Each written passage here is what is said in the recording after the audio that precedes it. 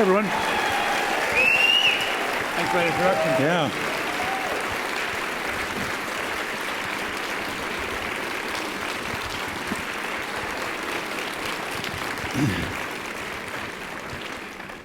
Thanks for coming to Houston. Thank you for the kind words. It's wonderful to be here. Things are going well, I think. Just overall, right? Sort of. Here at the event or across America? Generally, I would say trending in the right direction. You know? There's always reasons for hope. Absolutely, yeah. Yeah. We are proud of you. Your book made #1 in the Thank you very much. Yeah. You are the hardest working author I have ever seen. I have never seen more book events, interviews. I don't know how you do it. Congratulations. Well, thank you. I'm a child of the Bronx. Is that Cherry Devolaci there? Nice. I'm a child of the Bronx and a born kind of, I don't know, outer borough striver, hustler. And so, yeah, I like to work, you know? I'm glad you've got the interview. We're glad you're here. It's great to be here. Before we get to your book, I'd like to ask how you and your MSNBC colleagues are finding your emotional footing with the authoritarian regime. You guys have not missed a beat reporting, but it's human to be in shock and disbelief. What are you guys saying to each other in the hallways? It's not any different than I think all the conversations everyone's having. I think it's a weird, there's this kind of waking dream surreality to it all, which is that it's precisely what we sort of thought would happen. Yeah. It's precisely what we identified as the risk. It's in the neighborhood of the worst case scenario, I would say. The big sort of indicator to me was that first pardon of all the J6 people, which was a real tell. I mean, he could have said, I'm ordering the Department of Justice to evaluate all the cases and come back to me in 6 months with a report. Or he could have said, we're pardoning these 800 people. And we're commuting these 400, and then these 400 who, you know, engaged in violence were not. Like, there's a million things he could have done. But that to me was like the moment where it's like, okay, well, they're going for it. Yeah, there's no doubt in your mind that they're going for it, full dictatorship, right? Yeah, I mean, they want the aspiration, and I don't think they're going to be successful. I really don't.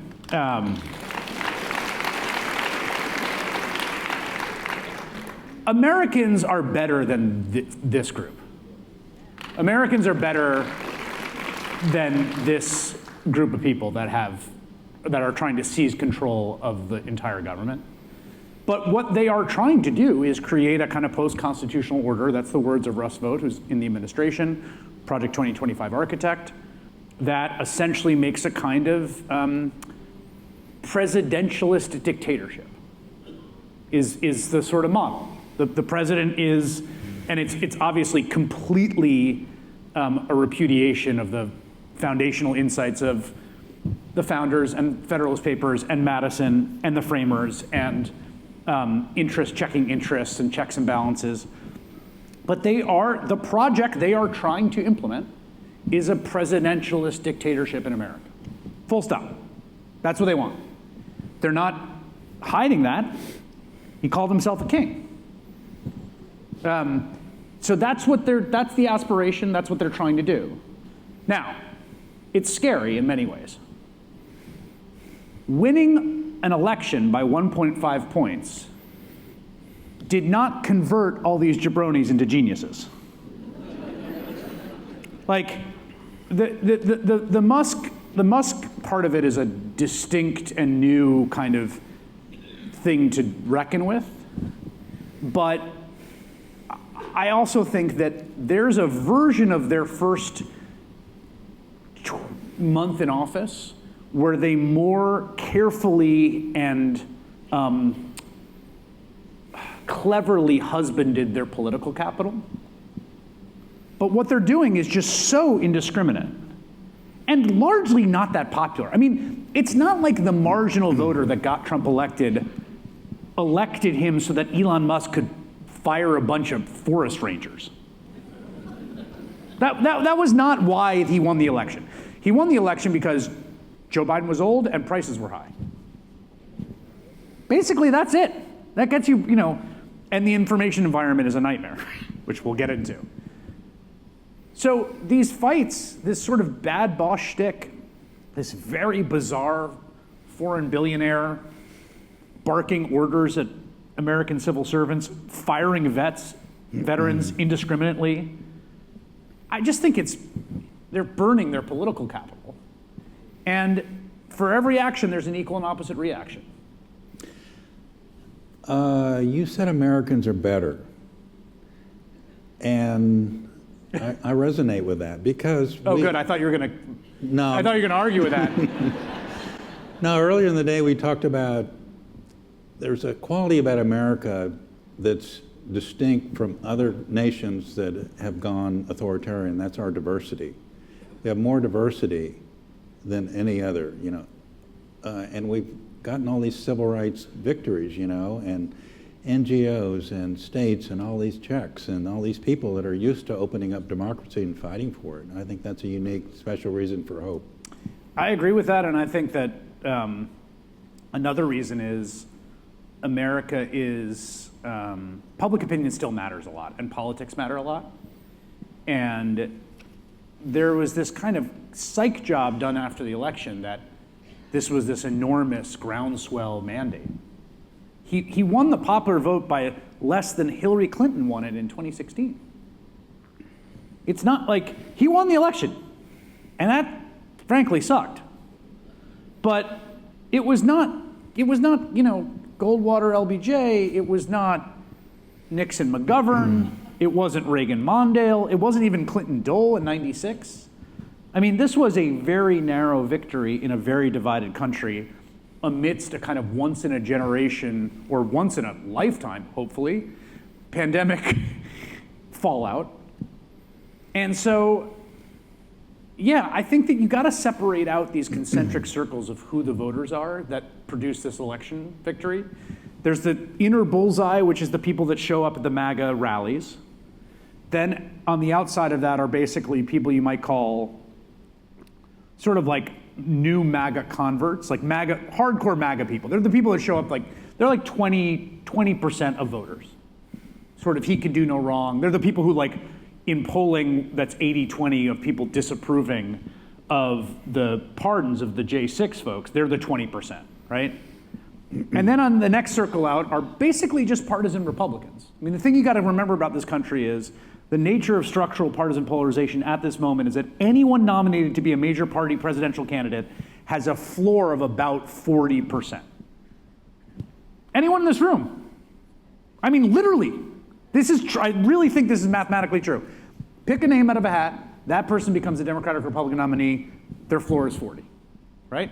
So you've got the MAGA diehards, the sort of MAGA folks, the partisan Republicans, and then in that outer concentric circle are the people that didn't like the way the economy was, a mix of fears about immigrants, whatever that sort of mix of people who are the least attached to politics, right? That outer ring, but none of that together to me is a majority mandate for destroying the constitutional order and ending the American democratic project. That is not a popular thing. We all have as a shared inheritance as Americans, no kings, right? A defining feature, a pretty central one, a kind of day one of first grade American history thing. No kings. And he wants to be a king, and I don't think we're gonna stand for it. Say that again. That's true. Let's get to your book. Yeah. What drew you to write about a theory of attention? I mean, this is a very unlikely topic. and lots of journalists are in the attention game, but this is deeper. And I heard that you had some kind of an epiphany writing a 2022 New York Times essay that sort of inspired you. What was your inspiration? Yeah, I think I wrote an essay for the New Yorker in 2022 that was the launching pad for the book. And that essay, which is called On the Internet We're Always Famous, was an essay in which a lot of things had been percolating for me for a very long time, over a decade, about, as someone who has some measure of fame, people recognize me, I have a public-facing job, and also has spent a lot of time on the internet, probably more than I should, frankly, between us.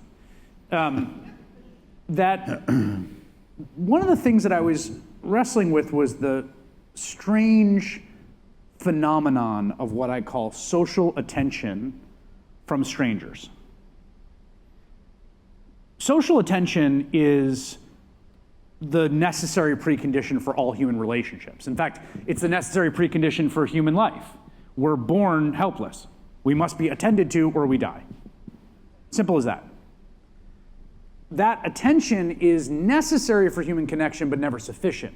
What we want is more than attention. We want love, care, we want fundamentally recognition, which is to be seen as human by other humans, to be in these kind of covalent bonds of relationships. Throughout history, there's been a tiny little group of people that were on the receiving end of social attention from people they did not know. Kings, royalty, celebrities, movie stars. And it's almost a cliche to say that this kind of fame drives people mad. And the reason it drives them mad is because we are conditioned to deal with social attention from people that we know. And when it comes in from strangers, it totally scrambles our wiring. If a stranger says, "I hate your guts," you take that as if someone you love said it to you, or someone that you're in a relationship with, because all of your experience of social attention in your life has been in the context of these bilateral relationships. The insight of that essay was that what the internet had done was, and particularly social media, democratize the madness of fame for everyone. For the first time in history, everyone can have enormous amounts of social attention from strangers.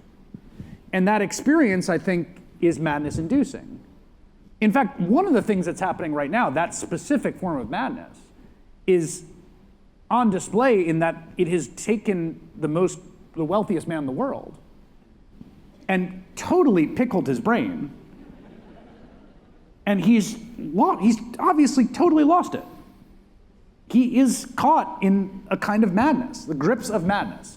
Not in a technical psychological sense, I'm not diagnosing him, but in the sense of someone who has a set of compulsions he cannot control.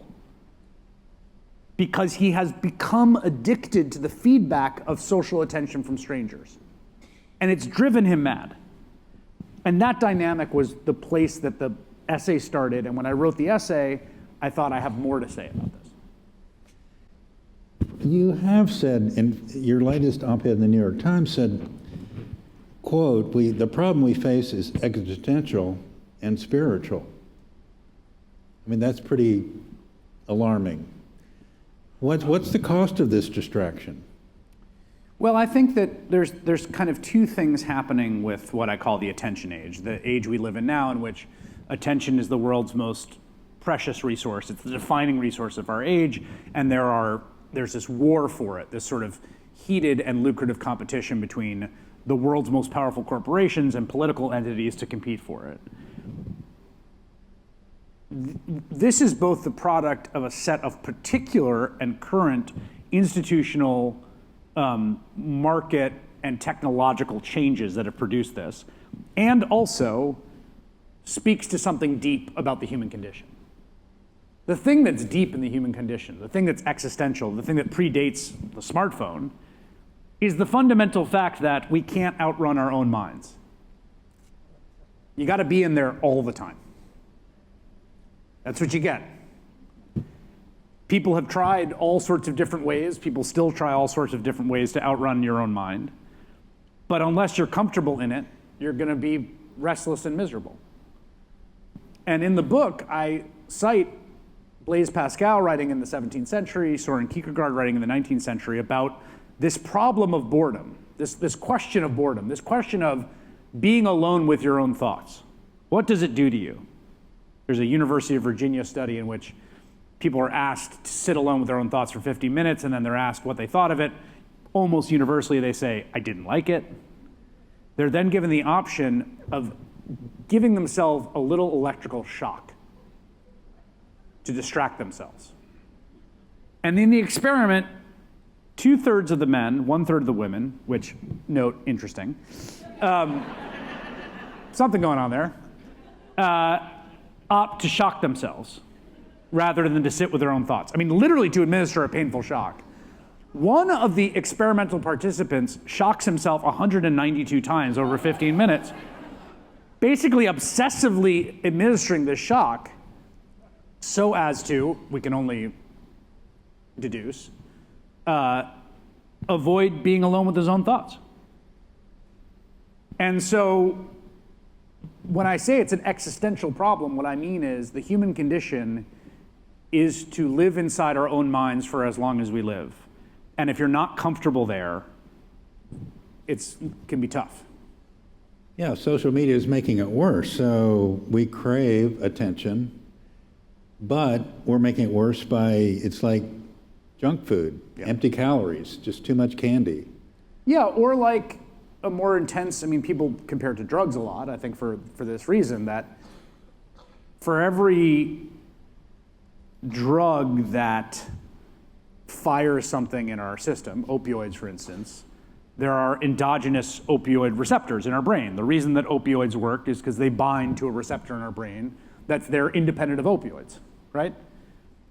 And so what the drugs are doing is they are synthetically replicating some experience that we actually have the wiring for, and that synthetic replication produces a kind of dependency because it can never quite deliver the genuine thing.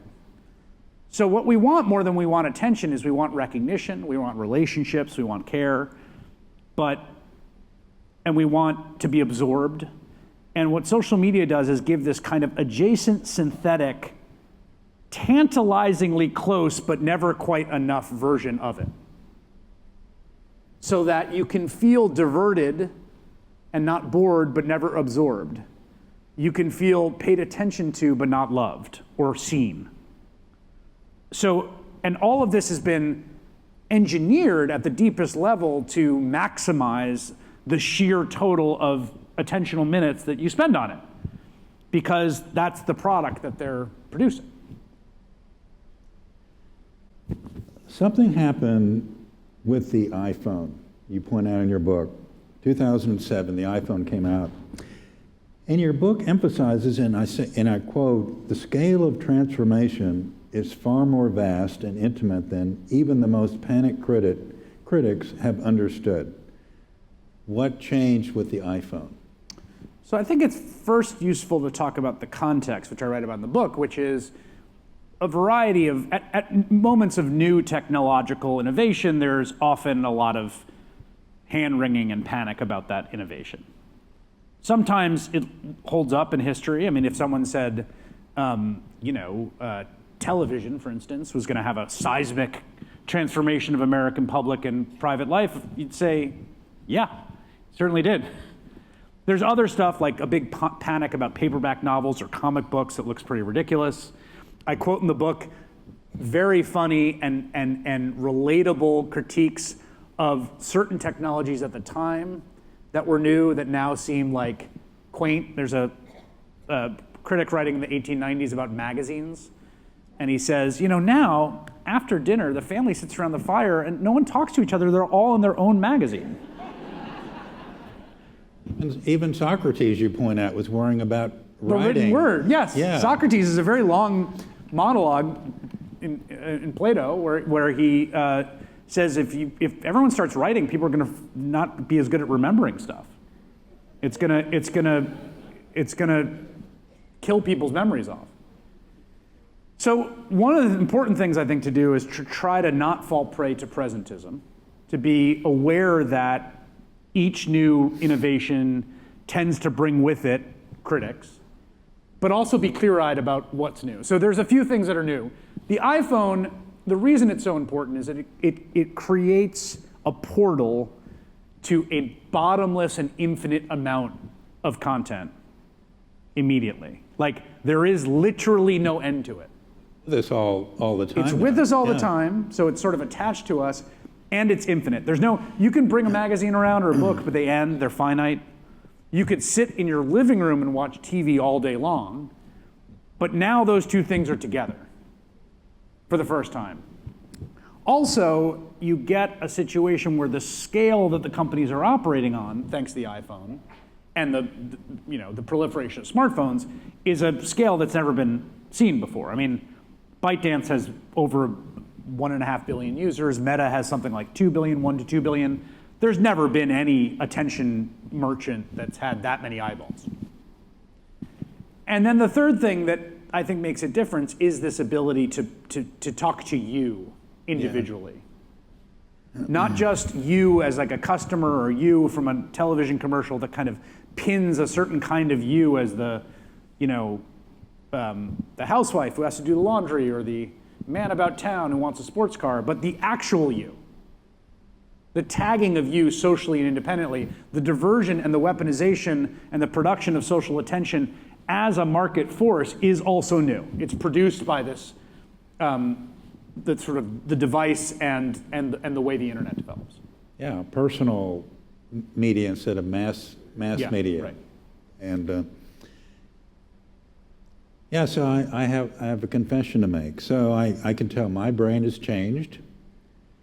I need more breaks, reading books. And I think this is funny. I hope it is. I now relate to Seinfeld. The show about nothing, 10 years ago, I didn't get it at all. Really? No, I tried to, as a matter of fact. I tried watching it. What is the big deal? Saw a couple of shows, and no, I just don't understand. Now, maybe I'm just more juvenile, or it's the iPhone effect, I'm not sure. But the algorithm has found me. Mm-hmm. What are people sharing with you about their personal experience and how their brain might have changed? I think everyone feels, and I think it's just essentially inarguable, whatever the data in the aggregate say, and the data on this can be a little bit hard to pin down, that we're more easily distracted and have a harder time paying attention.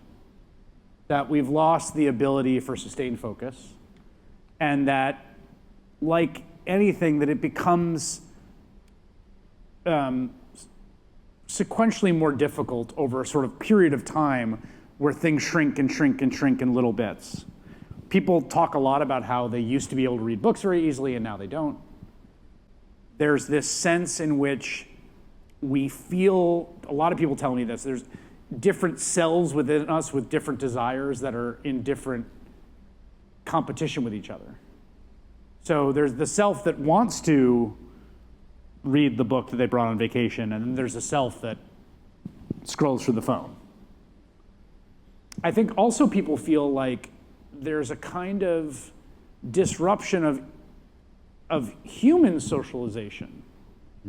And this is, I saw a really interesting study the other day about how there's been a very significant decline in nightclubs, basically. Like the nightclub business is in pretty bad shape. It's been declining. Part of that was the shock of COVID, which really did a number on the industry. But also people are spending less time getting together with each other physically. And because they always have this other thing. We see this in all sorts of places, and it's not just adolescents and young people, it's all age groups.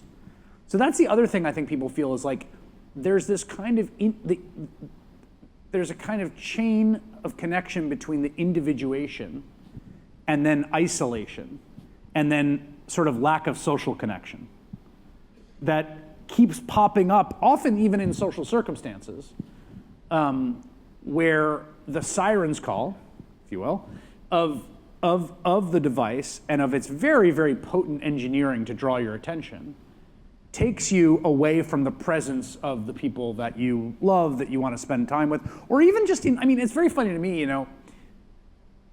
Jonathan Haidt obviously wrote this best-selling book, The Anxious Generation, which has been on the bestseller list for a year now, which is unheard of. It struck a nerve, and about teenagers mostly, children and teenagers in this dynamic. And this has led to lots of schools banning phones in their classroom, which seems like an obvious no-brainer. It's insane to me that it took this book to do it, but what I think is very interesting and funny about this, there's a tendency among adults to displace our worries about this onto children. But I don't know if you've been to like a big adult meeting recently, like a conference. No one is paying attention. No one. And it's like, it would be weird at a conference to be like, we're taking all the phones and putting them in this like locker. But also that's obviously what you should do. Right? I mean, obviously. Like, it's obviously the case that in adult settings that are settings akin to classroom settings where you want people to be exchanging information and focusing, that you should do the same thing you do with teenagers. Weren't you talking earlier today about tobacco? At one time it was okay to smoke. Yeah. But now it's not okay. Yeah, and I think one of the things I think we're going to see happen, and I think actually there's a little bit of a technical issue to solve here around the logistics, but schools have started putting these phone cubbies in. Sometimes they're in the lockers, sometimes kids keep them in the lockers, or sometimes they're just in the classroom. You just put it in the classroom. But I just think we're going to see more and more public spaces have some version of that. Like, you go to a restaurant, you just put it there, or you go to a coffee shop, or this event tonight. Like, we didn't take your phones, and none of you guys are all paying amazing attention. You're beautiful, wonderfully attentive. I see all your faces. I'm working pretty hard too, just to be clear. It's not like it's, But there's all sorts of environments where I think it would just make obvious sense in the same way that like it seems weird. It seems very funny to me when I think about my freshman year of college and people just smoked in the cafeteria. Just impossibly disgusting to imagine now. I think we will look back on a lot of these pictures from this era and these times where people's attention should be on each other when they're around each other. And it doesn't mean the phone is an amazing thing. God knows I'm like inveterately online. I'm not like trying to, there's not like a moral component to this. But we have different selves, and those selves have different aspirations. And the self that wants to be in communion with people at an event, or wants to listen to your spouse talk about her day over a dinner date, is the one that we should be cultivating against the part of the self that is being reached by the technology to like look down like that. With teenagers, I cannot imagine the challenge of the teenagers. On one of your shows, New Yorker writer, young Gia Tolentino, she said in her book, quote, I could hardly trust anything I was thinking. So 12, 13-year-olds, the phone is their reality. It's all there emotionally, but they're not getting anything inside. Yeah, and I think it's useful to think about different categories of phone interaction, and particularly of the model of the monetization of attention. So, for instance, I think there's actually a difference between sitting on FaceTime with your friend and doing homework. Because there's something social there. And crucially, no one is monetizing those minutes of attention. Like, this really does matter. There are protocols that are open, the group chat, right? Group chats among teenagers can be wild and feral and nasty, but that's just because teenagers can be all those things, and humans can be all those things. But again, no one is extracting, commodifying, and then selling that attention. Unlike, say, Instagram, right? So these incentives really matter about what which way the devices are being used and for what purpose, and whether there's an intermediary that's trying to get in there and engineer the method so as to maximize attention, so as to sell it at scale. I worry about that engineering because it's all about getting you to the casino, you know? And these screens are our reality. So as a species are successful if they have the right sense of situation, focus on the right things. Yeah. But we're not paying attention to things like climate, for example. Yes, I mean, We're getting distracted from being a successful species if we're not paying attention to the right things. yeah, and I think that part of the difficulty here is, and I think, you know, we keep sort of referencing food metaphors because I think, and I write about this at length in the book, I think it's sort of the closest analog, right? With food, with appetites, right, we have biological inheritances that make us like sugar, salt, fat.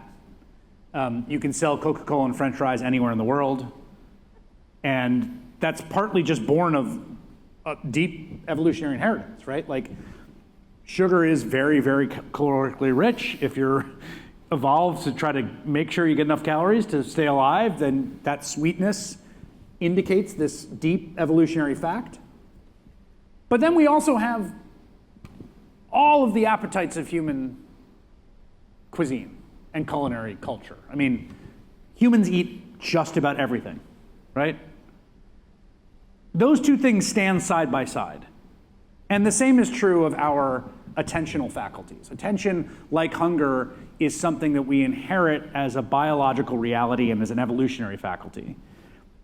And most specifically, the kind of kernel of it, and the reason that this is such a challenge in these civilizational terms, is the core of it is this faculty for involuntary attention. If you hear the predator in the bushes, that gets your attention. If you're on the battlefield and you hear a gunshot. If you're looking at your phone as you cross the street and someone honks the horn, right? Now, in that circumstance, so situations of involuntary attention, your attention is compelled before you get to weigh in on it volitionally. You just, right? It's compelled. It's pre-conscious.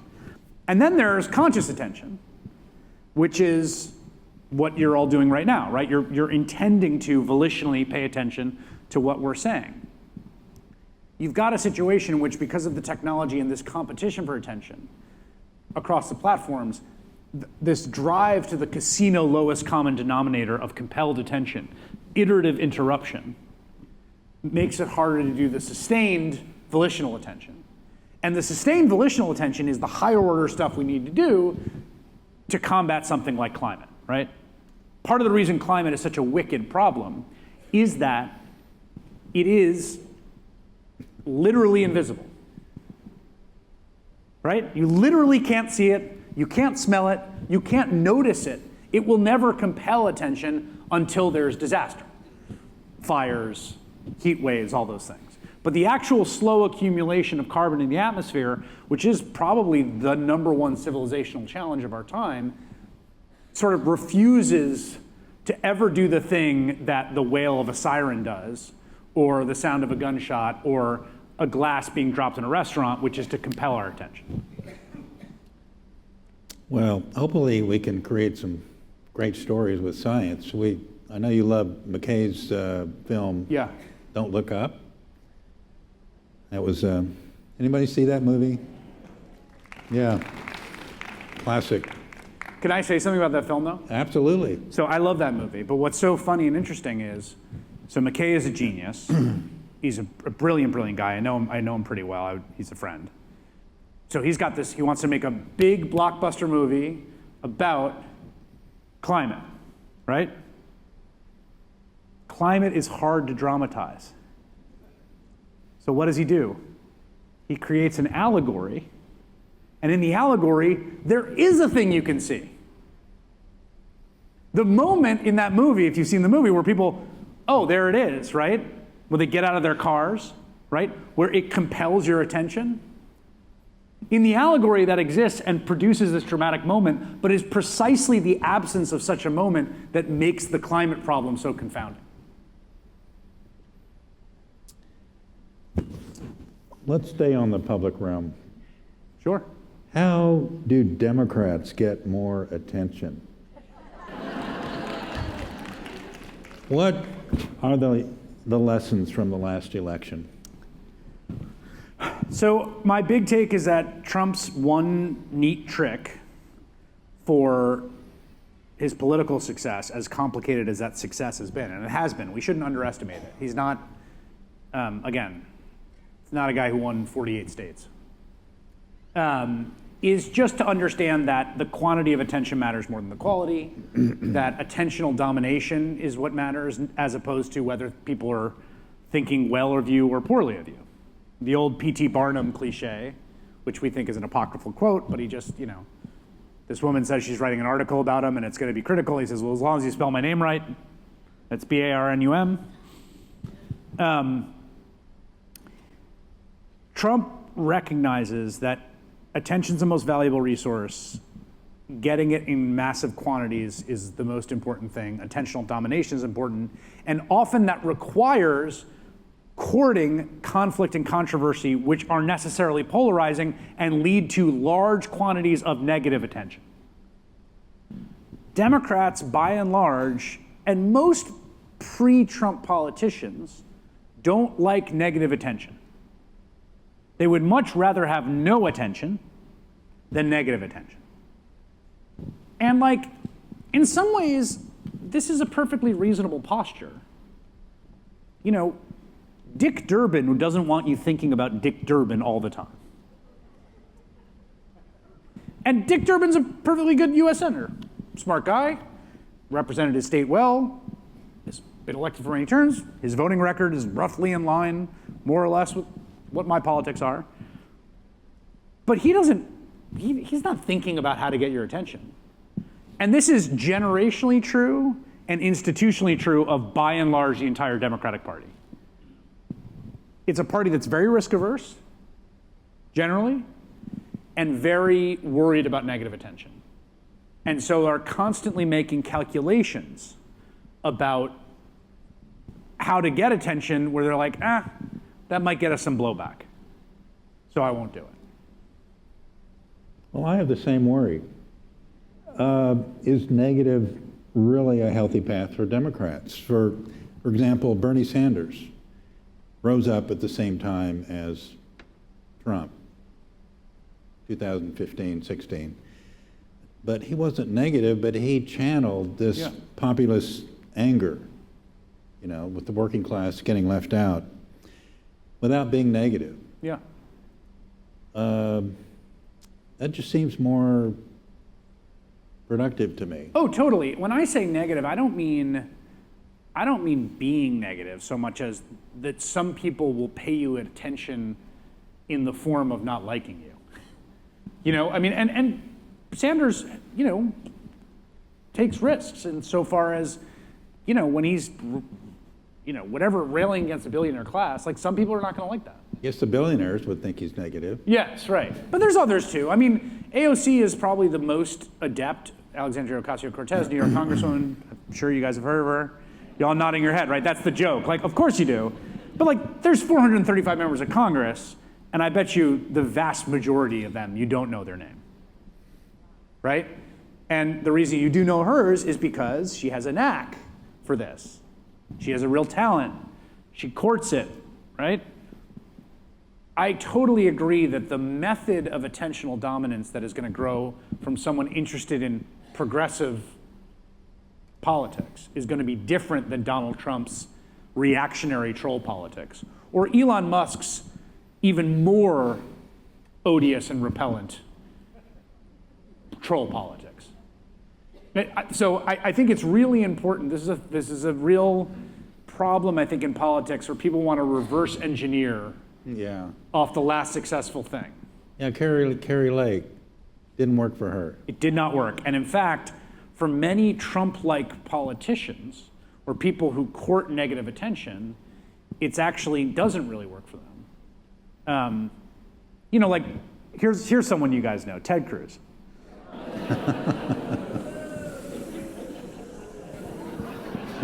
Now, here's what's interesting about Ted Cruz.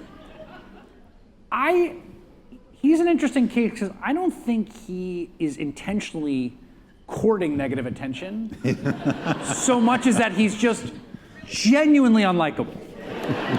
Like really, like it's not a shtick. It's not a shtick. It's truly who he is. And in that way, there's something admirable about how authentic he is. Like, that's who that guy is, right? But he does routinely underperform. I mean, he does. He gets a lower vote share than he could. He gets a lower vote share than other Republican statewide Texas politicians. There are costs to being someone who is a kind of troll figure. So everyone has to kind of find out. I mean, the thing that makes politics interesting, democratic politics, is that people innovate and they try new stuff. And you can't just look at a spreadsheet and reverse engineer winning formulas. Now, if you're a consultant, that's kind of your job to try to do that. And I think there's data-driven things that can guide you.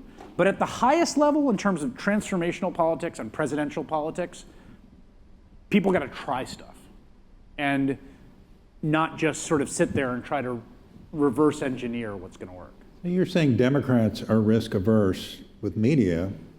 How do we get past that? I think a lot of them are going to have to retire or be primaried. I mean, I think there's a generational issue.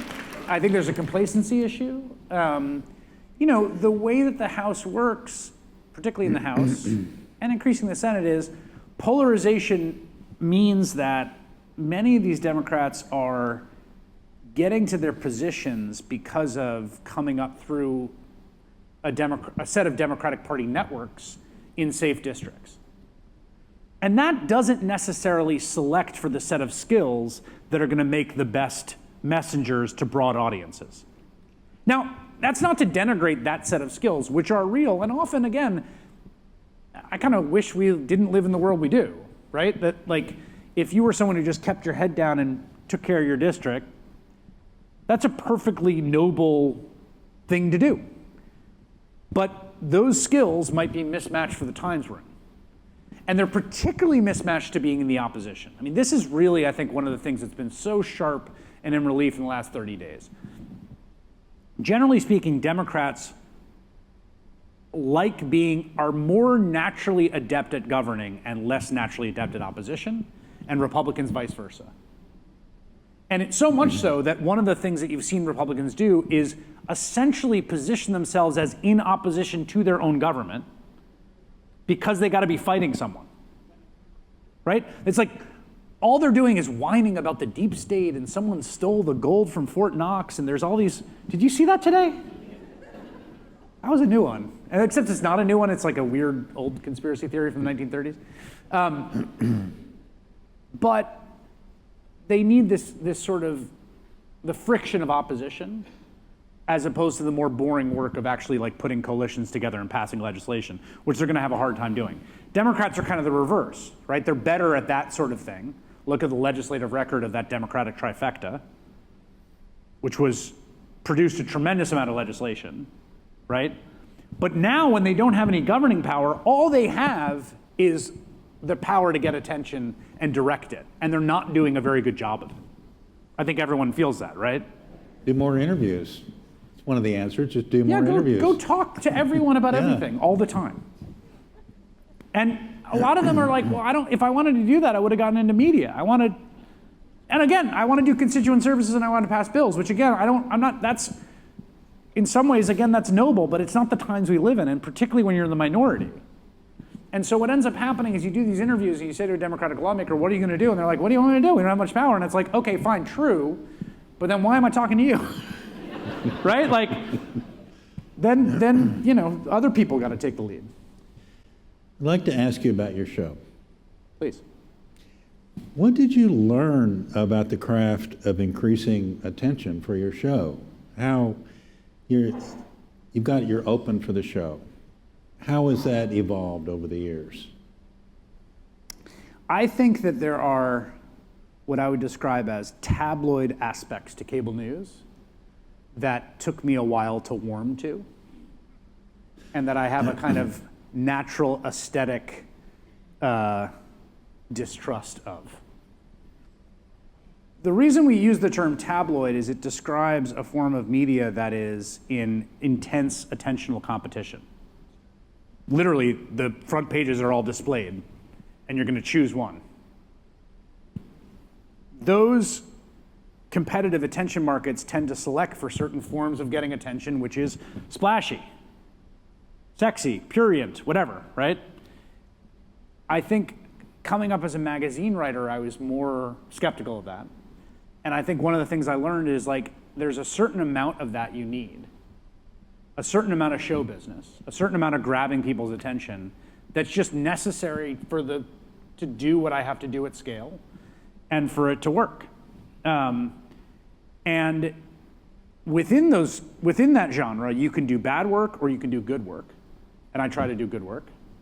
But it's no small thing to try to get and hold people's attention for an hour every night. Particularly when your competition is every single piece of content ever created by human beings. That's literally not hyperbole. Like, and that wasn't even true 2013 when I got my show. Right now it's like, you can watch my show or you could like go listen to a Chinese podcast. You know, you could watch a movie from the 1950s. You could watch a sitcom from 1974. You could watch a video of someone repairing a car, like anything, whatever you want. So I've learned that there's a certain kind of grabbing of attention you have to do, A. B, that the demand side of it, which is that there's some stories people really are just organically interested in, and there are some that you have to work harder, and you got to be aware of those flows. And then the third thing is really actually just the essential work that I do is just like rhetoric in the ancient Greek sense. Logos, ethos, pathos, Aristotle's poetics, conflict drama, storytelling, resolution, like all of the things that make for good, what my job is as much as it's anything, it's kind of public rhetoric. I think there's a natural passion that comes across when you really care about the issue, which is a little bit different than the networks. And that is also grabby. Yes, and I think it relates to your audience. You got a very engaged audience. Yes, and I think one of the hardest thing to be on TV is yourself. And that's because it's an artificial medium in many ways. Unlike right now where I'm talking, I can see your faces and there's like a kind of feedback loop, which is important. When you're in a conversation with someone, you're talking to them, they're nodding, right? You're getting that. Like, you don't have that on a television studio. And that's actually a really important part of human communication. So it can be alienating and foreign in that way. It can be very cold and feel isolating. And there's to be yourself in that setting takes a lot of reps. The best, if you think about truly legendary broadcasters, Oprah Winfrey comes to mind, Johnny Carson, Peter Jennings, like these sort of giant, Tom Brokaw, these giants, right? The thing that they all have in common is that their resting heart rate and their somatic system is just completely at ease. Like, they aren't, if you go and you took their pulse, right? When they're on television in front of millions of people, their heart rate is the same as if they were having coffee with you. And I'm, after 13 years of doing this, I'm basically at that point, but that's purely just repetition. So it actually takes a really long time to get to that level of unself-conscious presence. And then, for the particular thing that we do and I do, you can't fake it. Like, if any of you were to meet any of my friends or my wife, every single one would tell you that this is it. This is exactly how I am. It's how I've been since I was like 12, basically. I mean, my middle and high school friends will tell you that. So I'm not doing a shtick. I'm not like pretending to be upset about Elon Musk firing people at USAID. I'm upset about Elon Musk firing people at USAID.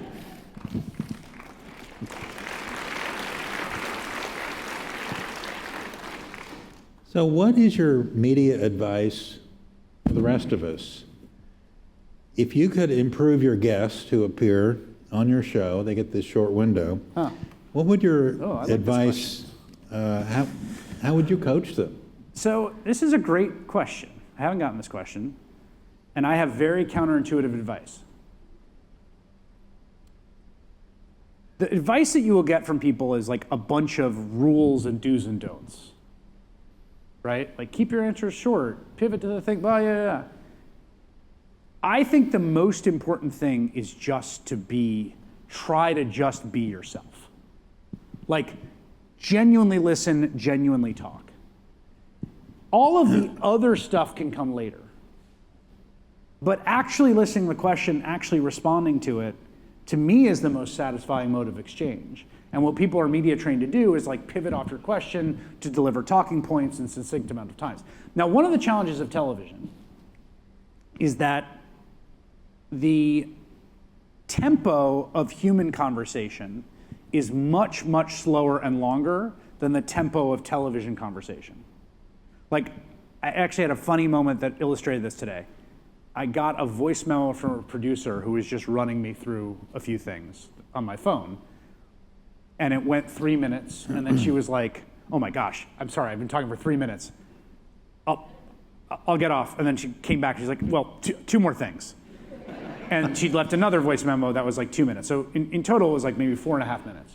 Now that's a totally normal amount of human talking time, but a 4.5 minute intro in a cable news segment is like insanely long. Like that's really, really long. That's basically in A block territory. So one of the hard things to modulate if you're gonna be a guest in one of these interviews is your natural tendency is gonna be to talk at a length and a tempo that is longer and slower than the constricted, syncopated cadence of what we're doing. And one of the things that you get better at over time is internalizing that tempo so that you're condensing to most efficiently communicate in the time you have. I'll try to remember that. Be yourself with millions of people out there. Exactly. Okay. The news landscape keeps changing. Your network's being spun off. I'm curious in general, how would you like to see the way people get news evolve? What would be healthy? The biggest thing is just more reporters and more reporting. Particularly, I mean, this is a cliche, but particularly about local issues. I mean, there's, 3 million people live in Houston, more than that in Harris County, and how many full-time reporters, paid reporters are there who are paid to report about the lives of the 3 to 4 million people in this area? What's that number?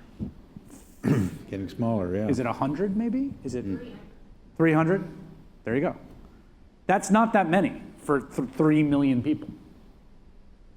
And that's better than a lot of places. So one of the things that I think is really dangerous right now is the evisceration of news or journalism as a civically distinct thing. Like one of the sort of pernicious flattening aspects of the algorithm is that you're sitting there and it's like, woman doing funny dance, guy, stand-up, little bit of a stand-up routine, sports highlight, Joe Biden fell on the steps, the aliens built the pyramids, another woman doing a funny dance, China started COVID and the vaccine's a lie. And it's all just like, it's all in the same flat place of content. Is it true? Is it not? Who knows? I don't know. Whereas news or journalism is a sort of civically distinct enterprise that has a set of values that are over and above just getting attention. They're trying to do something with that attention, give democratic citizens the tools they need to engage in self-governance, basically. That needs to be fought for and preserved.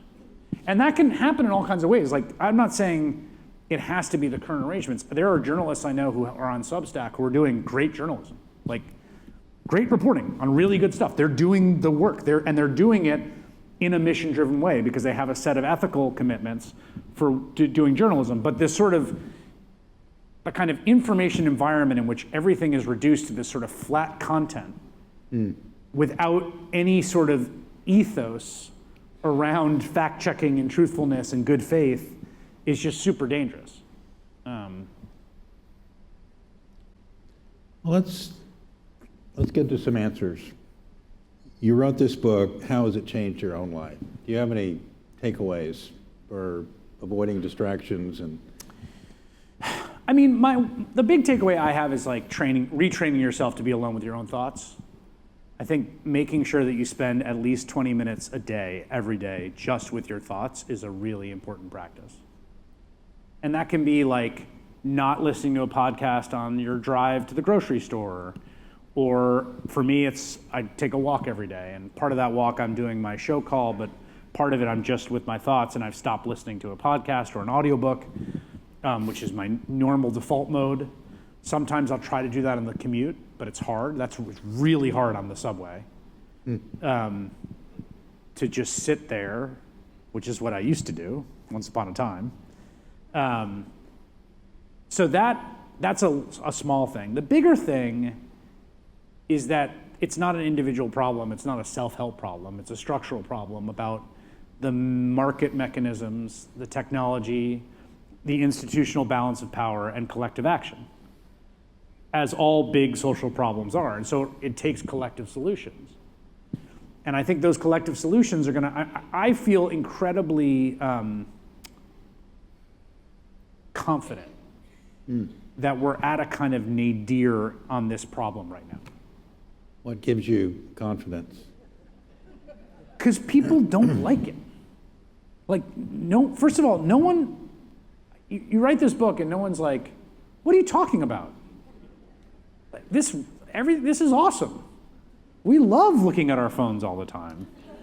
Like, the information environment is great. Like, everyone, it's like traffic. It's across party lines, across ideological, the same way that everyone complains. You can go to any town in America and talk about traffic, right?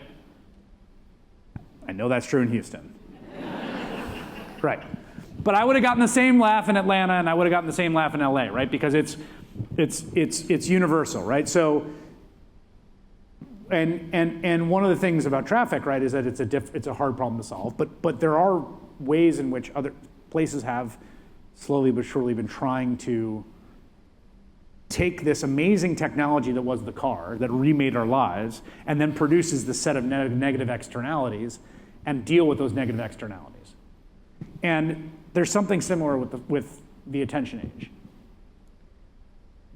The mental sense of distraction, confusion, and the kind of car sickness of the soul that is produced at a kind of ubiquitous ambient level of our inner and public lives, no one likes it. And if no one likes it, it's not going to last. Well, is this like junk food led to the organic food movement? Yeah.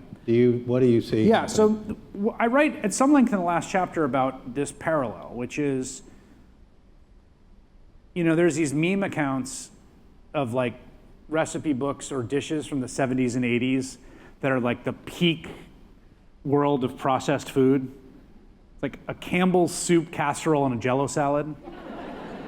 And they're very funny, right? And the reason they're funny is they identify a period where a process of market mechanisms and technologies had produced this sort of insanely overprocessed food culture that was a kind of dead end, even if people at the time who were publishing the recipe books with the Jell-O salads didn't realize it was a dead end.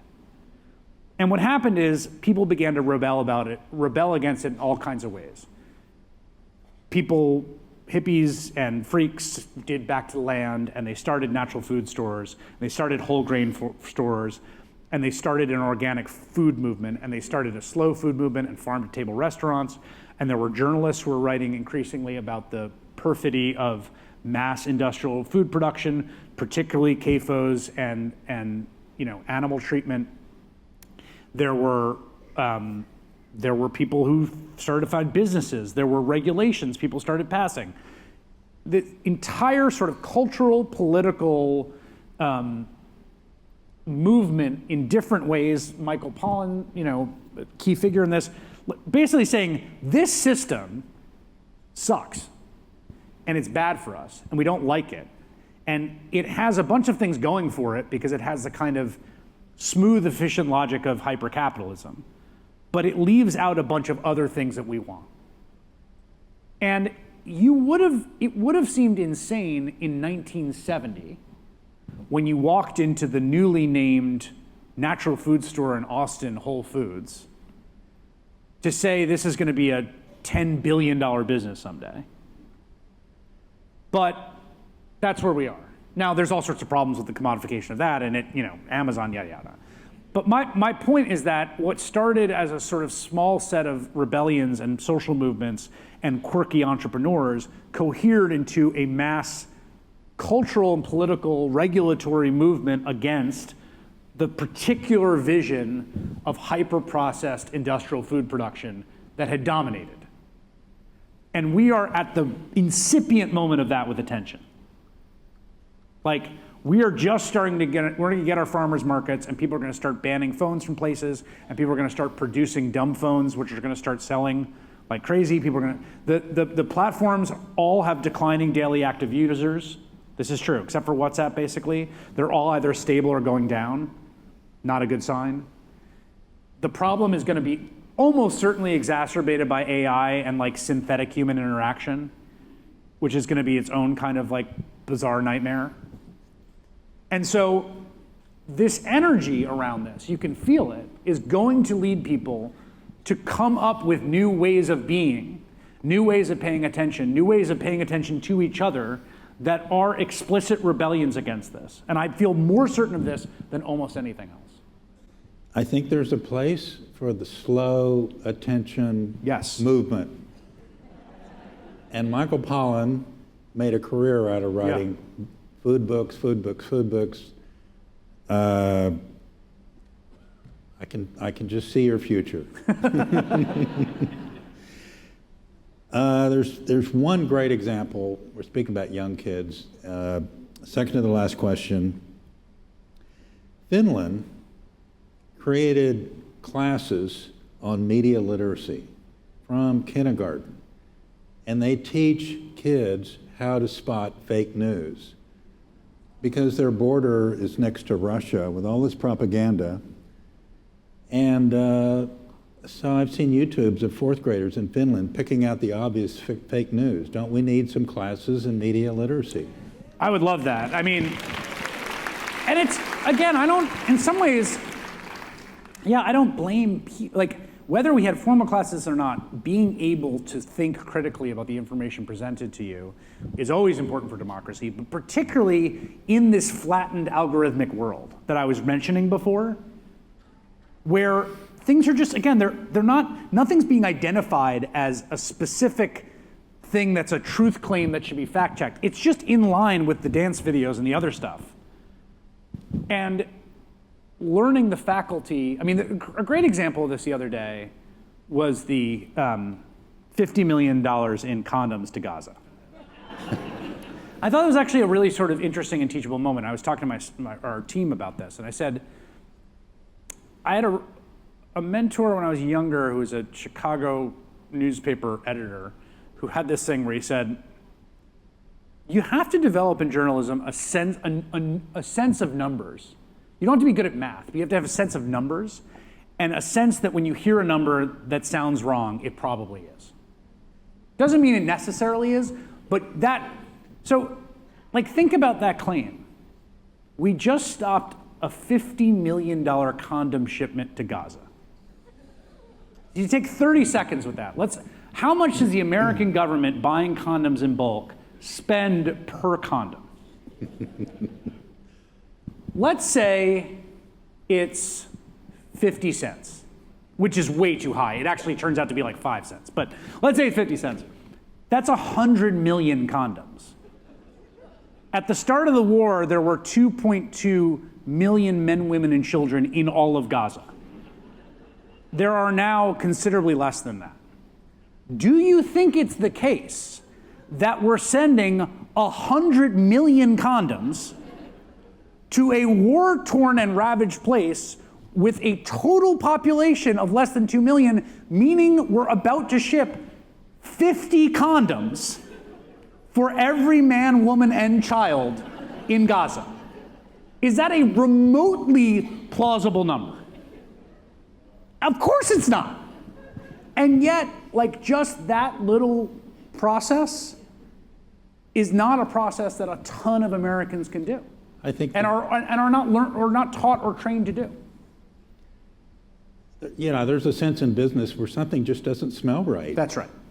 And you've got a knack for it, and these kids in Finland get that, but we're getting hypnotized here. And the key too is that you got to do more after the doesn't smell right? So it's like the skepticism of it doesn't smell right, and then it's like, wait a second. And then people went out, of course, they did the reporting. It wasn't the total budget for USAID's total contraception worldwide budget, I think, was $50 million. Or condom for like the region. Maybe there's some going to Jordan, I don't know. But that learning that sense of that can't be right. And then doing the work and reading necessary to figure out what the real story is, that's just an utterly essential tool for a citizen to have. And I totally agree with you that like that is a tool that we have to give people and teach them. You guys have been wonderful to be with. This interpersonal experience we can feel. And thanks for your attention. Chris, thanks for helping us keep our attention to what you're saying. You've been a terrific guest. Our gift for you. Oh, this is awesome. Yeah, it's engraved. Thanks. We like to give clocks because we like to say it's our time. Thank you. Great job. Thank you, everyone. We'll see you at the book signing. See you at the signing. That was great.